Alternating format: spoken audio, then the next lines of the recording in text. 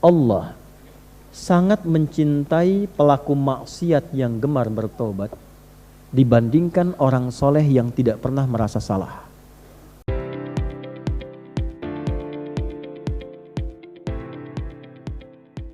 Berupayalah selalu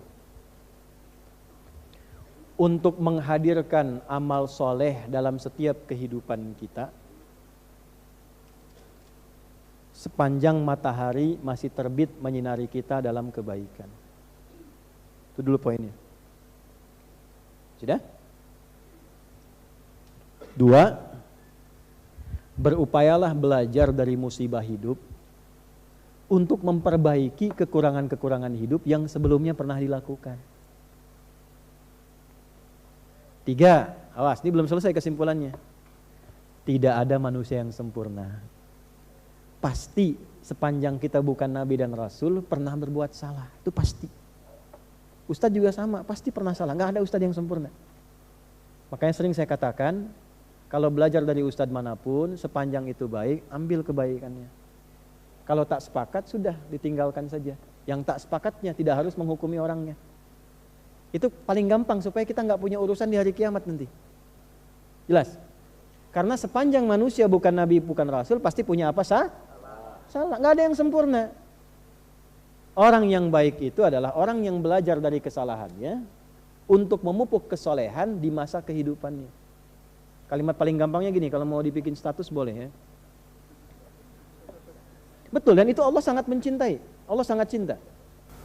Allah sangat mencintai pelaku maksiat yang gemar bertobat dibandingkan orang soleh yang tidak pernah merasa salah.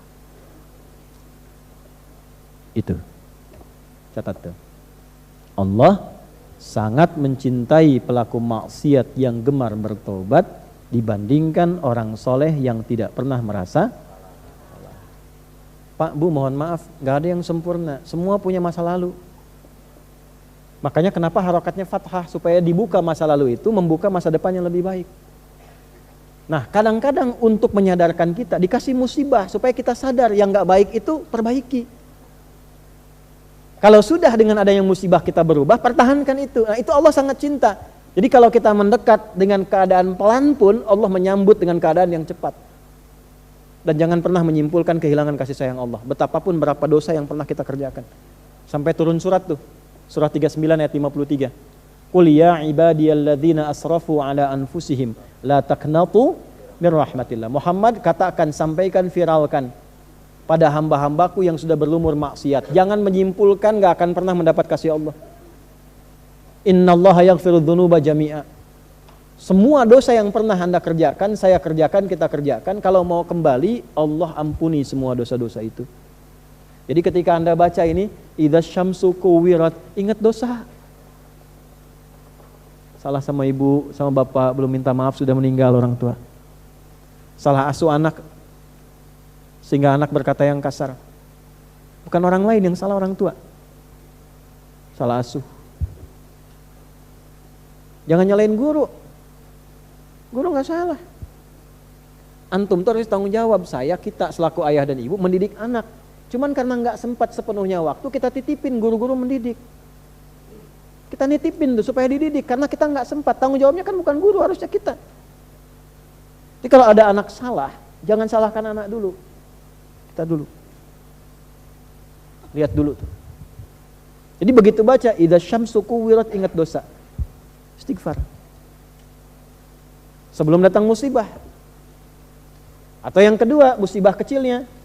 Ya, musibah kecil dari ajal itu tiba kematian. Musibah besarnya kiamat. Kalau sudah kiamat gak bisa diralat. Mumpung masih hidup, ralat itu. Diedit, kata-kata edit. Edit lagi dengan taubat. Perbuatan diedit supaya lebih baik. Mumpung masih hidup. Nah, ini kita panjang ngaji ini, sampai 2 jam lebih kita ngaji sampai dengan saat ini. Kesimpulannya mesti dapat. Kalau sudah dapat seperti itu, iman makin menguat. Ada puncak harapan kepada Allah. Begitu istighfar sudah muncul, dosa diperbaiki, tanda dosa itu dihapuskan oleh Allah, diterima taubatnya, berubah perilakunya menjadi baik. Salah satu tanda.